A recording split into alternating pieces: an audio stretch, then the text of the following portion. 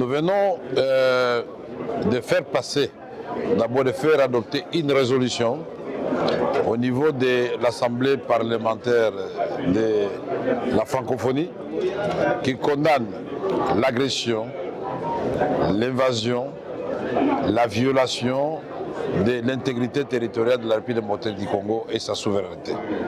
Cette même résolution met en exergue et condamne les morts, les violences de tout genre perpétrées par les M23 et bien sûr ceux qui les soutiennent ici. On a fait allusion au Rwanda et à l'Ouganda. Et comme vous le savez, dans ce genre de rencontres, il faut trouver des équilibres nécessaires et rester dans l'essentiel. L'essentiel pour nous, c'était que le monde entier sache que la partie est de la République démocratique du Congo est en proie à des violences inimaginables et inacceptables, des morts. Et on a fait allusion effectivement au Nord Kivu, à l'Ituri, et on les a cités clairement. Aujourd'hui, c'est aussi la victoire de la diplomatie parlementaire. Parce que dans notre déclaration, nous avons été très clairs. Après avoir transmis les salutations de son Excellence, Monsieur le Président de la République, Félix-Antoine Tshisekedi Tshilombo, au bureau qui organise les assises qui vont se terminer bientôt, nous avons tout de suite mis en avant et en lumière l'agression du Rwanda et de l'Ouganda contre notre pays, la République démocratique du Congo, et les morts inutiles enregistrés à l'est de la République démocratique du Congo, les viols comme armes de guerre contre les femmes et les jeunes filles. Nous avons repris les rapports des experts des Nations Unies, envoyés par le Conseil de sécurité, un rapport qui fait état, rien que pour les dernières opérations, de 5000 victimes à l'est de la République démocratique du Congo. Un rapport qui parle finalement de la présence des lance-missiles, des armes sophistiquées, de l'artillerie lourde dans la partie est de la République démocratique du Congo.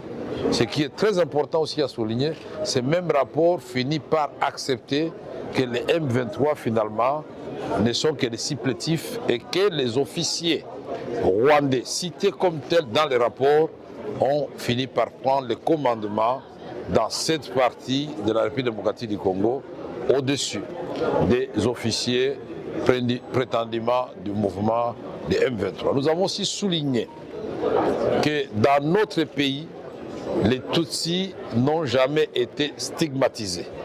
La preuve est que nous avons démontré qu'ils sont non seulement au Parlement, ils sont au gouvernement, ils sont dans les cours des tribunaux, ils sont dans l'armée, ils sont dans la police, ils sont représentés partout et eux-mêmes ne se reconnaissent pas dans les revendications des M23 et du Rwanda.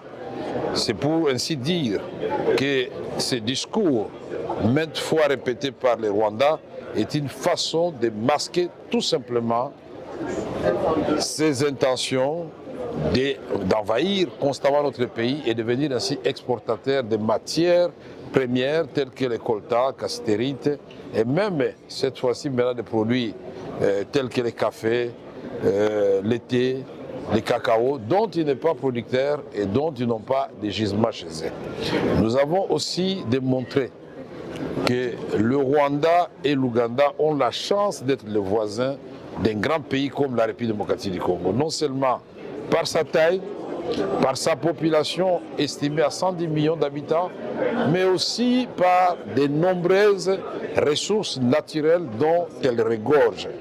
Et que la République démocratique du Congo, selon la vision du président de la République, c'est un pays au cœur de l'Afrique et qui a comme vocation naturelle de tirer tous les pays de l'Afrique vers le haut, c'est-à-dire les engager dans la voie du développement. Et que pour nous, la solution est simple. Nous avons posé 3 questions. La première question, est-ce que cette guerre est une fatalité? Bien sûr que non. Est-ce que cette guerre n'a pas de solution? Et qu'est-ce que nous faisons ici? moi-même et la délégation qui m'accompagne, au moment où les gens sont en train de mourir dans la partie est de la République démocratique du Congo, si l'OIF, c'est-à-dire l'Organisation internationale de la francophonie, ne peut pas apporter des réponses attendues par le peuple congolais, c'est-à-dire un appui diplomatique supplémentaire à la République démocratique du Congo. Nous avons dit qu'il y a une solution. La plus simple, c'est le retrait des troupes ougandaises et rwandaises du territoire congolais pour laisser ainsi la voie à une perspective de résolution pacifique de ces conflits.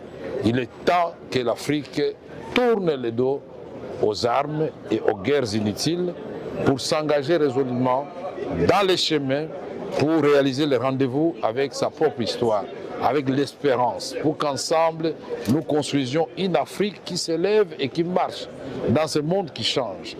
Mais enfin, nous avons dit que tous les pays du monde devraient protéger la République démocratique du Congo, qui est un pays solution, de par sa forêt, sa faune, son hydrographie avec des eaux douces estimées à 53% pour l'ensemble de l'Afrique, 13% pour l'ensemble du monde, et ces énergies propres, non polluantes et renouvelables.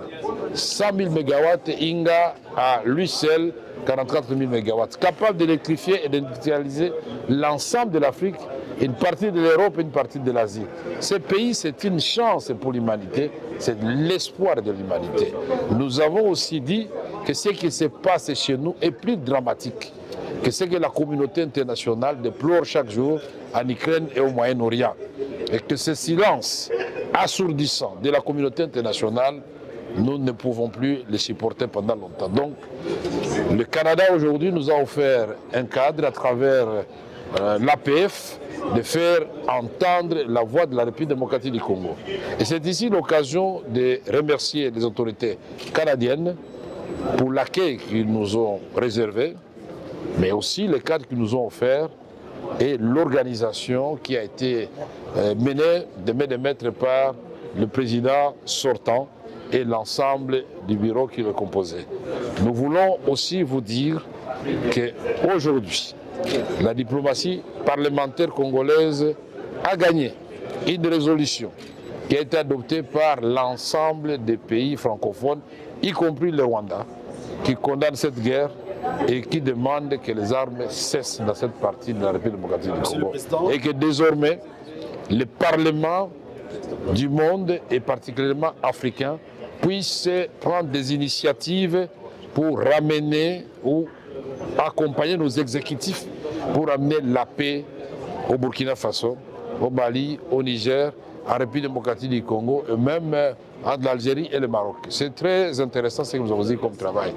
Et aujourd'hui, nous remercions aussi la Suisse qui nous a soutenus à la suite de mon intervention, la Belgique, la Côte d'Ivoire, le Cameroun, le Sénégal. Beaucoup de pays ont soutenu la République démocratique du Congo. Dans sa réplique timide du Rwanda, qui n'a pas demandé ou appelé une réplique de la part de la République démocratique du Congo, nous avons senti que c'est comme si ils voulaient dire qu'ils ne disent mot consent. Et que, bon, et ils ont dit aussi qu'ils veulent la paix. Mais nous voulons ici parler vérité et que nous soyons sincères, on va trouver des solutions à ces problèmes. En attendant, nous devons tous, Congolaises et Congolais, ouvrir les yeux et le bon pour préserver l'intégrité de notre territoire, la souveraineté de notre pays. Ne soyons pas naïfs. On n'a pas encore résolu le problème. Merci. Merci beaucoup. Non, j'ai voulu vous présenter mon jeune frère et collègue, chef de la délégation du Sénégal. C'est parmi les pays qui nous ont soutenus. Je vous ai dit parler du Sénégal, de la Côte d'Ivoire, je vous ai parlé de la Belgique, de la Suisse. Et beaucoup de pays nous ont soutenus aujourd'hui et je voulais lui dire merci beaucoup de cet esprit de panafricaniste. Absolument. Et je l'ai dit, Monsieur le Président, je pense que je fais partie de ceux qui pensent que les problèmes en Afrique doivent pouvoir se régler en Afrique et par les Africains. Ils en ont la capacité, ils sont bien formés pour le faire, mais aussi chaque région a sa spécificité. Un grand penseur, un grand professeur Mbaye Gueye qui était à l'université me disait on ne peut pas juger l'autre en se référant à ses propres normes. L'Afrique a sa spécificité, les Africains ont leur spécificité et aujourd'hui la transition démographique qui est en train de s'opérer, qui montre que l'Afrique aujourd'hui a pratiquement 70% de sa population moins de 35 ans, doit nous faire réfléchir avant même de prendre certaines décisions. C'est pourquoi je dis que la RDC, qui est un grand pays francophone, un grand pays d'Afrique, doit être aujourd'hui aux côtés des autres Africains, mais les Africains doivent être aux côtés de la RDC pour qu'ensemble qu'on puisse régler ces problèmes. D'abord, certains dirigeants aujourd'hui en Afrique nous inspirent, dont vous-même, ce n'est pas parce que vous êtes là, mais vous faites aujourd'hui la fierté de toute une jeunesse africaine par votre combativité. Et comme on dit en Afrique, vous venez de loin. Ce qui veut dire que nous devons aujourd'hui travailler aux côtés des dirigeants comme vous pour essayer de régler ces problèmes-là. C'est pourquoi j'ai magnifié votre intervention en disant que la diplomatie aujourd'hui parlementaire doit être active et non passive.